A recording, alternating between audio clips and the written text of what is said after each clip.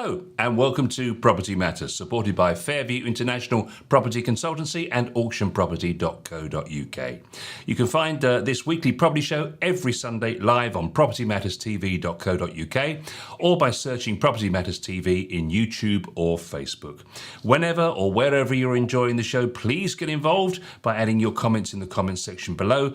And if you'd like to email, the address is hello@propertymatterstv.co.uk. Property Matters is also available as a podcast on our website. It's available from those main platforms that you all use and love, the biggest 10 podcast platforms there are. So that's what's been going on in the world of property this week. Let's find out with Joe Joshi. Morning, Joe. Yes, good morning, Paul. Good morning to our viewers and listeners wherever you are. What a week it's been in property, and it's probably an understatement to say the least. Let alone a week where it's been everywhere else. And there's never a dull moment, but I'm sure, Paul, you've got all the list of all the questions that you're going to throw at me today, and I'll do my very best to see if I can't put a spin on what we've got. Absolutely. Well, let's get straight into it then. The Zoopla report, September 2022, the UK House Price Index, which of course is out because it's the turn of the month. So we've got an 8.2% growth in house prices. The hit to buying power from a shift to 5% mortgage rates or thereabouts is minus 28%. We'll talk about that. And 6% of listings with a 5% price reduction in the last month.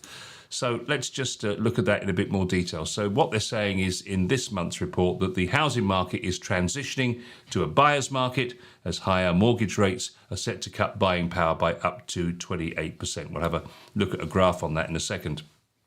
So the jump in house prices over the pandemic is compounding the affordability challenge, particularly in the south, of course. Some regions have seen 10 years of house price growth compressed into 2 years. So 10 years of growth compressed into 2 years. New sales are holding up with no sudden drop in demand in recent weeks, but buyer interest is weaker than a year ago. Asking price reductions are at the highest levels since before the pandemic as sellers adjust to more price-sensitive demand. Stamp duty changes will support regional markets and first-time buyers in southern England at a low cost to the exchequer. And stamp duty changes are welcome, says the report, and will boost some sectors of the market, but overall they're unlikely to offset the impact of higher mortgage rates on housing activity. That's a fair executive summary of it. What's your thoughts, Joe? Yes, I think it's an interesting executive summary. I think what's interesting about that, Paul, is that no matter what happens, in the general market, you can see very clearly from the initial figures how strong and resilient still, despite all the issues that are happening in the financial and property world, and generally the property is still one of the safest and places to be, and people still want to purchase their home and own their own home, and obviously will do whatever possible to try and get that. And yes, of course, we know that the money market is very, very volatile at this moment in time, and so subsequently that is going to have its own challenges, especially for the first-time buyers. As you say, the cost of living, which of course as of yesterday the new meter has started. So 1st of October, the minimum £2,500 cap starts existing, which still means that probably over £1,000 a year has been added to people's costs. It's another £100 a month, give or take. So all of those things are relevant to what's happening in the property market, and the executive summary is probably not far short of the truth. Perhaps a little bit of gilding of the lily on some of it, but that's part of trying to make it as positive as possible. Yeah, so they're talking about the fact that obviously the background economic situation, I mean, the summer has been quite a dynamic time for the property market, for sure, with the increases in interest rates. I mean, they've pretty much doubled since the beginning of the year. And of course, as you say, rising energy prices have added to that, but it doesn't seem to have yet had any material impact on the housing market. And it will be interesting to see, won't it, Joe, the effect of this mini budget and the draining of confidence that's gone on as a result of that, as to how that will affect the market. I mean, I know one or two people looking as first-time buyers, not a million miles from my own self, and they were looking to get on the ladder as quickly as possible. But after the chaos, I suppose, of the last week or so, they're thinking, well, do you know what? We might need to sit this out and just let things calm down. Do you think that's going to be played out across the country, and therefore, when we look at these figures in a month's time, we'll see that kind of draining away from the market? I think you're absolutely right. The first-time buyers are certainly going to sit it out for a while until such time as they think that there is the confidence. The confidence isn't in them as potential buyers and owners. It's in the situ at the moment, the government, and the complete dog's dinner that they've managed to make so far in a short space of time has pushed that thing back, and people will be, and rightly so. And why not? I mean, if it was your pound and penny in your pocket, you're going to start thinking twice about what is the right time for me to do this. And whilst it's been a little good flow for the last few years, in fact, the last number of years, it may be that they will take a slight longer time to make a decision, look wider.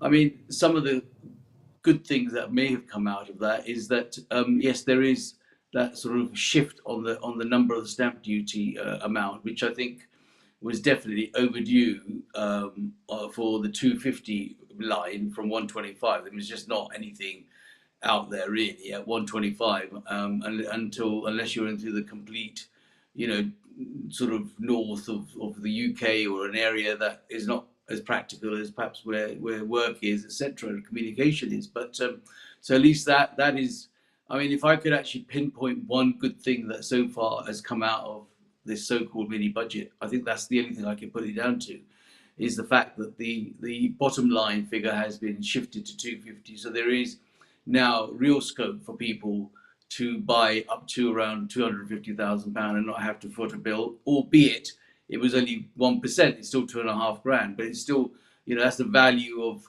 maybe the legal cost and the survey that they're saving up by not having that £250,000 bottom line, and the fact that they can actually spread that up to 425 as a first-time buyer, and so there's a real scenario that is actually available for them, and for first-time buyers, of course, it's zero till 425. So that's originally that's probably about £10,000 or £11,000 saving at that price point.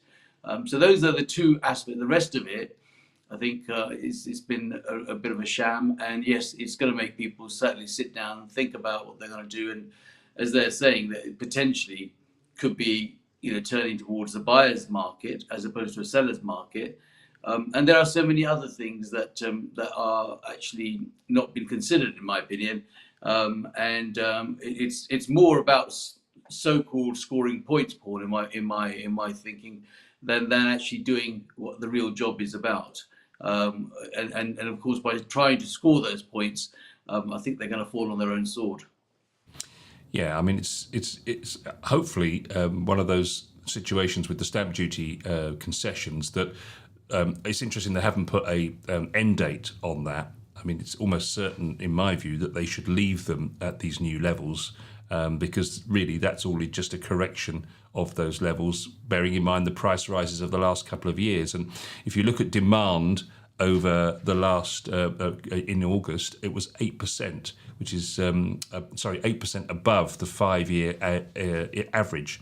So we're still 8% above whatever the average is for the last 5 years in terms of buyer demand. So it does feel like people are thinking, well, I've just got to get on there and I've just got to get in the game. I've got to get a property. If I get a property, I'm going to be carried along on the wave. Absolutely, I think that has been the case throughout generations, Paul. From the time that I can remember myself, it's something that everyone has had a wish to do, and it will still be the continuing wish for most people, that they would like to own their own property rather than perhaps line the pockets of the rental or the landlords, they prefer to have that for themselves. So there's a serious consideration. But of course, as you can see, and I've said to you in our program many times in our discussions, that they play with the property market. Each consecutive government plays with the property market as a yo-yo. They use it all the time, and here you can see what they've done each time. Through the pandemic, they use it through stamp duty process to keep the building work and the home buying process up, because it has a relevance to all the other industries. In fact, pretty much everything is related around the home, because once you have your own home, you want to make it a home as opposed to a house, and you end up spending lots and lots of money on little things that you probably wouldn't. If you were renting, you sit there and you go, well, that's not my job, I'm not going to do that. But when you're owning your own property, you start to do it. So the home ownership aspect is the buzzword, the byword in this country, in the UK, and everybody, where possible, would love to own their own home. For the benefit of the people on the podcast, we have a graph on the screen now which shows the year-on-year changes, percentage change from September 21 to September 22. So there, as you can see, I just mentioned, demand is 8% above what it was over a 5-year average. This time last year, demand was 23% above the 5-year average, which is a shocking change. So clearly things have slowed down, but we're still above the 5-year average. If you look at the number of sales agreed, we're 3% up on the 5-year average, whereas this time last year we were 10% up. And the flow of new supply, this is the positive part of this, I suppose. We're actually 4% better with supply now, and we were 11% below what the 5-year average of supply was this time last year. And so therefore the stock of homes for sale is now 21% short of what's needed, as opposed to 31% what it was last year. So clearly the brakes are on, but the brake pads are failing. Yeah, I think it needs a service, my friend. That's what it is. It's going to start hit the plate soon. But yes, no, you're absolutely right in the way it is, and the supply has come in primarily because of some of the changes that are happening overall, including the good old Section 21 potential that is there, which has kind of gone quiet at the moment. I'm hoping really it goes away as time goes on.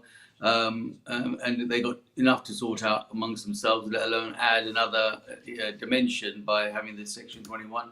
But that's made landlords that are there sort of thinking, well, actually, you know what, time for me to get out. I don't want to be stuck with this person for the rest of my days, and then spend loads of legal money, loads of money with lawyers to try to get somebody out. So those things have brought properties back to the marketplace.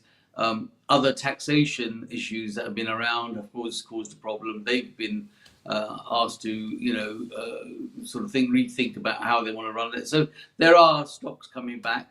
And of course, the interest rate rise is also going to make some people stop and think. I mean, recently I've had discussions with people who would normally do a buy-to-let, for argument's sake, and a buy-to-let when it was, 0.25% or 1% or 0.5%, and maybe a couple of percent above base was still palatable.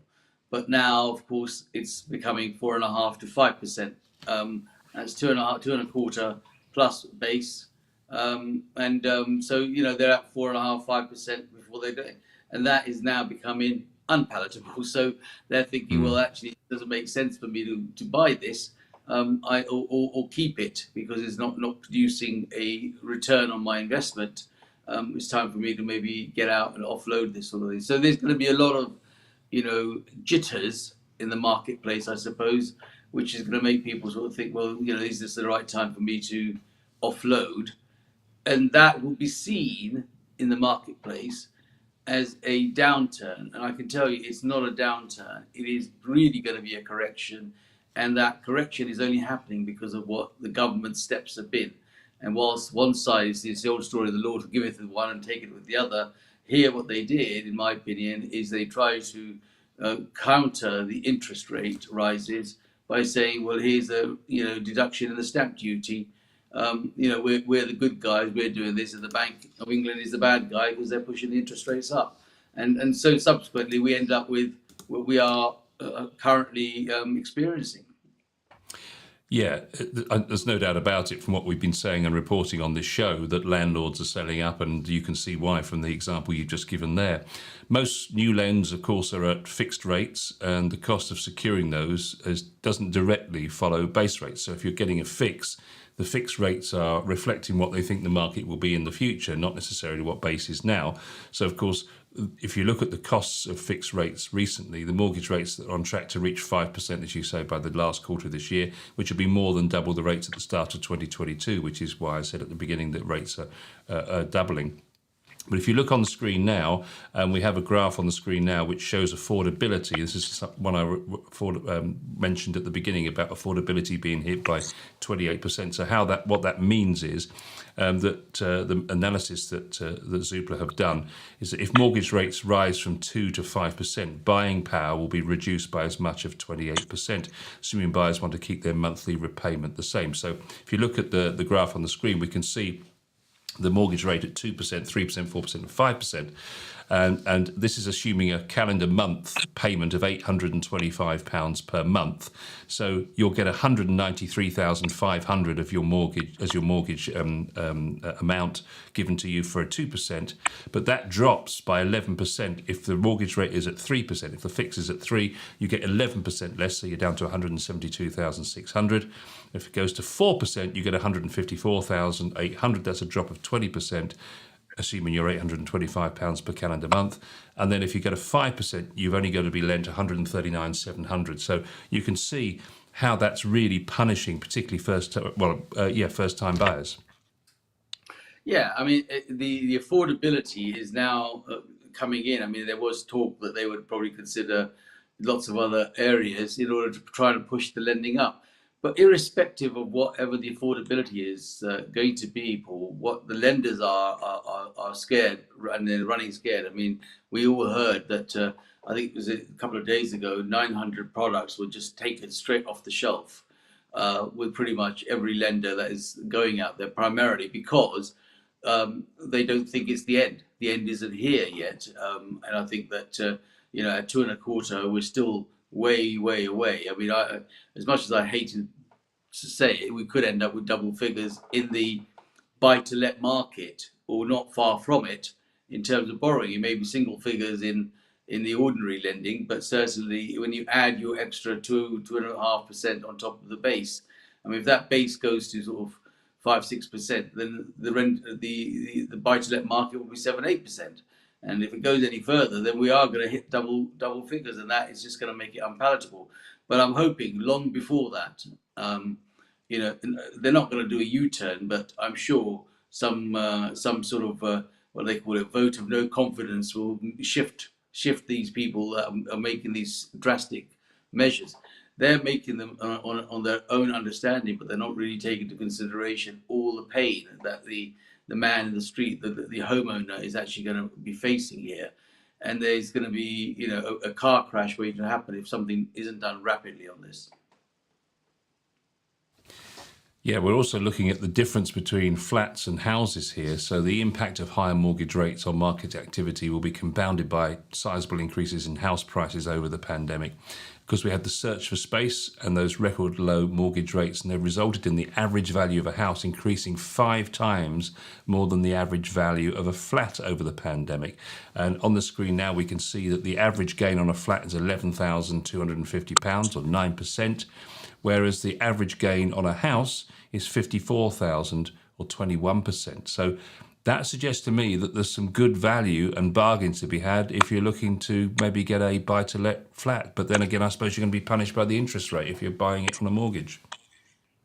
The flat market is definitely ripe for picking for people that are looking to invest as a buy-to-let product. It will come good. I'm absolutely confident of that. In all the years that I've been in business, which is 40 plus, we've been here before.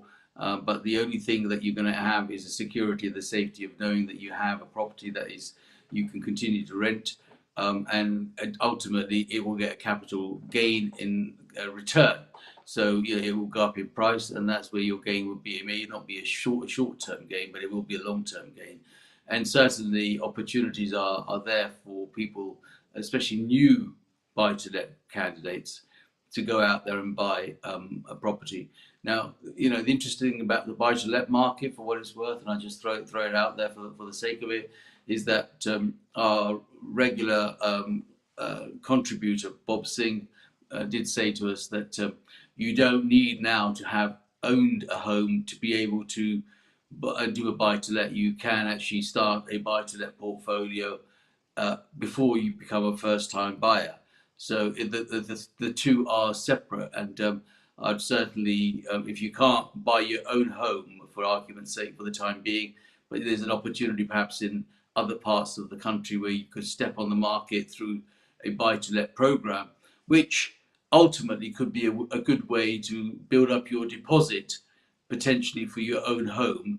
Because if the buy-to-let market does well and you actually get a good return, it's like creating another line of income that may assist you better to consider a first-time purchase a bit later down the line and maybe go on the buy-to-let market. But of course, as I said, I'm only repeating what Bob said, that there's potential, and I would certainly explore that. And if you want to explore that, of course, you can contact us, and we will be happy to put you in touch with Bob to be able to direct that. It was a great time, looking back, Joe, for Property Matters to come on the air, because in the last 2 years, we've seen 10 years of house price growth. I mean, we've reported that Wales has seen the biggest benefit throughout the whole of the pandemic that we've been on air. And that's now looking at 27% jump since the beginning of the pandemic in prices in Wales, which is extraordinary. That's a quarter of the value of the home added in just 2 years. And that's the equivalent, as they say, of 10 years of pre-pandemic growth compressed into 2 years. Obviously, the same things happened in the northeast and Scotland to a large extent, and across other areas, property types, recent price growth has been equivalent to 4 or 5 years, highlighting just how much prices have jumped ahead. On the screen now, we're looking at asking price reductions in it's the highest level since Q3 2019. So it is turning into a buyer's market. On the screen now, you can see that price reductions back in 2018 were about 7%. And then at the beginning of the pandemic, obviously they dropped significantly to around 2 to 3%, because obviously everybody wanted to buy, everyone wanted to move at the beginning of the pandemic. And now we're right back to those levels of 2019, Q3 2019, where price reductions are around 6%. So we're definitely turning into a buyer's market. But having said that, we're still growing at 8.2%, or almost 20 grand added to the price of the average property in the last 12 months. Well, that kind of underlines what I've just said about the opportunity on the buy-to-let market in other parts of the country, really. If you think about Wales and you think about the north of England, where people have actually, the prices have excelled, if they were all considered as a good buy-to-let area where people were looking to rent properties out, then those have grown. And if you're saying on the average it's about £20,000, I mean, if you had half a dozen properties that you were actually able to invest into as a buy-to-let program, then you would have got yourself a very healthy, comfortable deposit as a return, or at least an income that would add to your bottom line in order to cover affordability to buy your own home in the areas that you so choose to live in. So, it's clear that the housing market doesn't matter where it's going to be. It's just about making sure what works for you, and that's part of the reason why we are here. What we do is Property Matters, but also I am here in the agency world to be able to direct and guide the people to say that these are the areas that are worth considering in, worth putting your money in, and saying, well, that might be the place where I need to start. So it might be a little bit of a reverse thing. Instead of saying, oh, well, I'm going to go and buy my first home, it might be a good thing to consider, oh, I'm going to go and start my letting portfolio, and then I'll come back and buy my own home, because that'll help me actually add income to my bottom line for affordability. Whilst any of the changes that reduce the cost of buying a home are welcome, the changes in the budget do little to reduce the 90% stamp duty paid on homes over £250,000, obviously if you exclude the first-time buyers. So the buyer's tax remains a big cost for existing homeowners buying, particularly in the southeast, of course, and that's largely between the 500 to 925,000, which of course a lot of properties in the south are going to be in that price range. And this accounts for a sizable proportion of the sales being done at the moment. Like we were saying a moment ago, people are moving in the house market rather than necessarily in the flat market. So they're suggesting that the budget was a missed opportunity to remove barriers for sales at the higher end of the market, where higher mortgage rates will also have a greater impact on demand. So they've done a lot at the bottom of the market, but they've not done anything to address the real pain towards the top end of the market.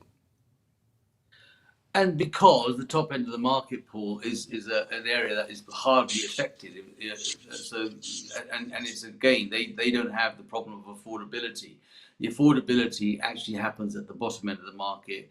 And unfortunately, what people don't realize, or the government certainly seem to forget sometimes, is that if we don't have the first time buyers, we don't have the end game. Yes, you can have investors coming from abroad and bringing their money in and sort of stepping straight into the £1 million plus home where necessary. But in this country, everybody has a process, and the process is that you have to start as a first-time buyer fundamentally in order to get your first run on the property ladder. And to do that, there is affordability in mortgages and so forth that has to happen. Whereas at the top end, they don't have that issue. It's partly because they've had time to grow into that. Maybe they're at a time of their life where they're doing well in business and they've got enough equity in their existing properties, and they've already rolled that forward going the last 15, 20, 30 years maybe, and have substantial deposit to be able to go and spend money on a bigger property and subsequently not have the big pain of the stamp duty.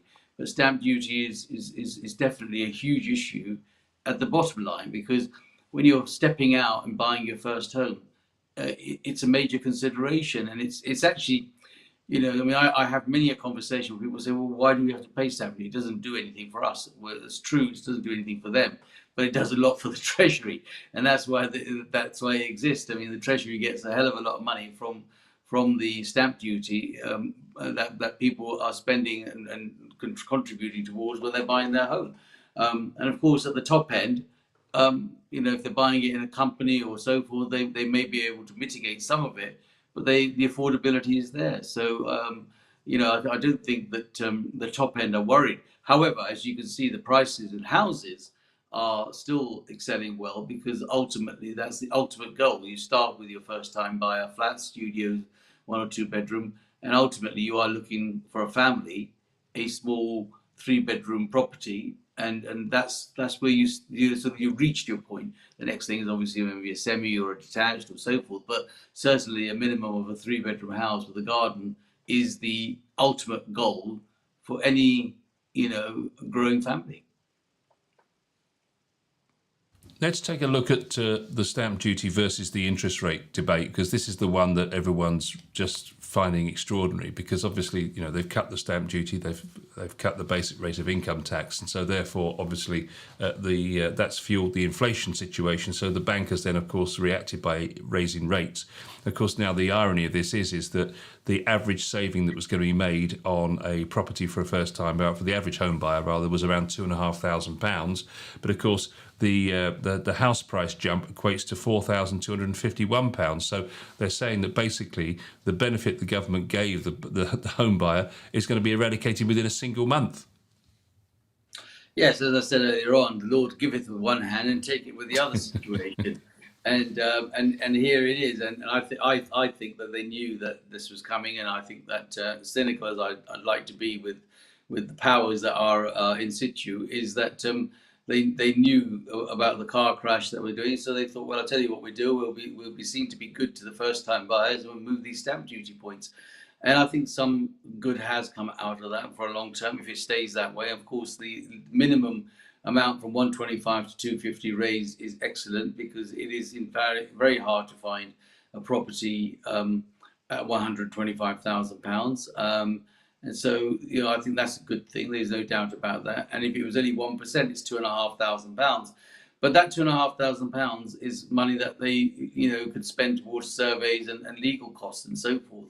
So, that's a help. Certainly for first-time buyers, I think it's up to £425,000, no stamp duty. And so that's a good thing, because that could be anything between £10,000 and £12,000 that they may be looking to spend. So those are the good things for the stamp duty part of it. The interest rate, of course, they blame it on the Bank of England, and the Bank of England is a separate entity. And so they're going to say, well, it's the Bank of England that are actually putting the interest rates up, not us, the government. We're trying to counter that by offering you stamp duty. It's a bit like the £2,500 cap on your utilities, knowing that all the people are making lots and lots of money, and the companies are making lots of money, lots of profits, and some of them actually don't need to do that, but they've got to do it. And the government steps in and says, we're going to do it this way. So I think, we're being played, in all honesty, as far as I'm concerned, as ordinary folks in the street. We're being played between the Bank of England and the government in this, and it's not our doing. It's their doing. It's their whole setup, their whole mechanism, and we've got suckered into that situation. We all want to buy our properties. We want to own our homes. We want the comfort. We want to have the affordability, but the tune is being played by somebody else, and that's kind of where we are, I think, in that. It does feel like a game of poker, doesn't it? Everyone's got a save face at the end of the day. The bank can't seem to be caving in, and the government can't be seen to be caving in. But this is HBB Solutions, who looked at the current rate of house price growth over the last year, with the figures showing a 16.4% annual increase in their figures, or an average growth rate of 1.4% a month. With the average house price growth across England, the average house price at 311,583. This monthly rate of growth equates to a house price jump of £4,251, which is how they came to their figures. The managing director said, those lucky enough to be in a position to buy a property will, of course, welcome today's news, and the savings will be handed down to them. However, the market is already overheated at an alarming rate, and the reality is that the home they are currently in a position to buy will cost them thousands of pounds more by this time next month. So they will still save on the cost of stamp duty when they buy. The price will then they'll be paying up front will have to be consumed by this saving and then some. Proof, if it were ever needed, Joe, that demand-focused housing initiatives do little more than grab headlines at the detriment of the nation's hard-pressed home buyers. It's a strong view. I can't disagree with that view. As I said, we are being played, and that's exactly what they're doing. They're playing the ordinary folk by these, headline grabbing, stamp duty, blah blah blah, this, that, the other, and of course, it's not gullible, but you got to break it down to the bits that matter to you personally, and take out the bits that can be useful to you out of all of this. But what is absolutely clear is that it is a complete and utter mess, and the country and the people have gone through enough over the last few years through the pandemic that was just chucked on us. We've had to change the way we think, change the way we do things. People are suffering from all sorts of anxiety and mental health issues. And, I don't think there is a care that's been thrown into this other than what works for them in order to score brownie points, in order to try and make sure that this is the right and this is the wrong. At the end of the day, it will come out in the wash. But there also will be a lot of injuries in that wash, and that's unfair for people that are genuinely not worried about what the government's doing. They just want to be worrying about their day-to-day existence, family, people, children, homes. I mean, when you listen to the media and you listen to the heartbeat of some of the nation, where people are finding it difficult to heat their home or stay in the cold or so forth. Some of that is extreme. I understand that. I mean, that's headline grabbing news, but some of it is genuinely true, and those people are going to suffer. And so, it is something that has gone badly wrong in about a week, on a basis that things were going along the right way, and then literally in a week, everything seems to have come to a halt. And we were here in a funny sort of way in 2007, 2008, when the financial crash happened. All of a sudden it just came to a halt. I'm just hoping that we don't face that situation again, because that was 7 or 8 years of nothing happening. But one thing for sure, even in those 7 or 8 years, house prices did not tumble. It just stayed. And so that's the comfort that I can offer our listeners and our viewers, that, sit tight, it will come good. You've got the best product that there is ever going to be. Your home or your property that you've invested in is better than being in the money market, in the FX rate right now, where last week, I mean, yeah, the pound dropped to some amazing figures, I think, since 1971. And if you're in the money market and it all went wrong, then that would be a complete scenario that you would have to sort of think about. So in my mind, you just got to bear in mind that be fortunate to keep, and if you can keep, the secret is always going to be communication.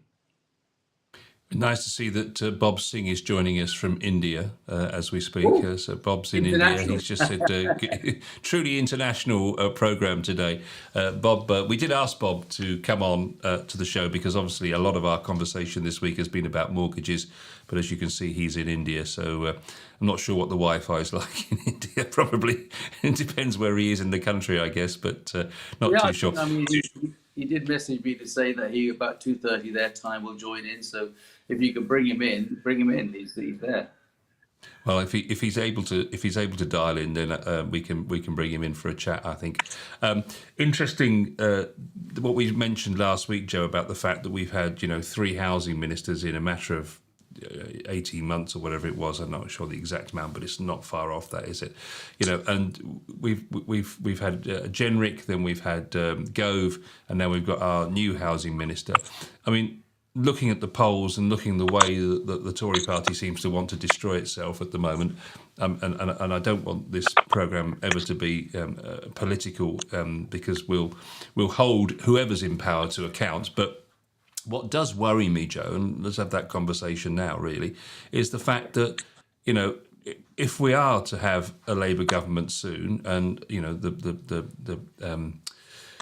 whether that's a good thing or not is immaterial for the purposes of the discussion. But the point is, we'll have yet another housing minister, and there'll be another philosophy on planning and building and so on. And it just feels to me that yet again, the whole process of solving the problem of housing stock and price rises and stamp duty and all that sort of thing is going to be in limbo for yet another long period of time. I think recently there were statistics to show that I think the only time that we ever hit the target of 300 homes was back in 1977 or 76 or so. It's a long time ago, and they've tried to do this 300 homes all the time. And then on top of that, they're just trying to say that we're going to do this, and we're going to. I think the aim should be away from the target. The aim should be about controlling what we have and what we deal with, and making sure that the people that have bought are comfortable and supported, and they then want to invest more and encourage more people. I'm definitely on that page. I want to encourage everybody where possible to buy, not because it's something that is a personal thing to me or a financial gain or anything like that. I just think that that is the ultimate way of everybody having that security to make sure that they do have their own home, and they can build the foundations to build their families on. And I think it's the right way to do it. And so, I'm going to encourage that. But each of these consecutive governments have got, other agendas. And as I said, we're kind of the pawn that is being used in the whole game of property, and as customers and as people in the property game, because there is nothing else. I mean, I just want to bring it back to the reality. The most talked about subject, other than some of the personal subject, is property. There is never a time when somebody doesn't want to discuss their home. It's their pride and joy. It's what they have worked hard to achieve. And you can't let someone else direct that or dictate that. It's got to be something that happens for your own cause. So I think bear that in mind, those that are listening and viewing, that at the end of the day, this is about you. and what you need to do is, and how it works right for you. And yes, there are going to be policy changes, and there's going to be interest rate changes and so forth. But if it's affordable, then certainly, do look at it very seriously. And of course, take professional advice, which we always recommend here on Property Matters. Well, it's been a dynamic week, and hopefully we've given some perspective on what's happened over the last 7 days. One thing's for sure, we'll be back next Sunday at the same time with another 7 days worth of analysis of Property Matters.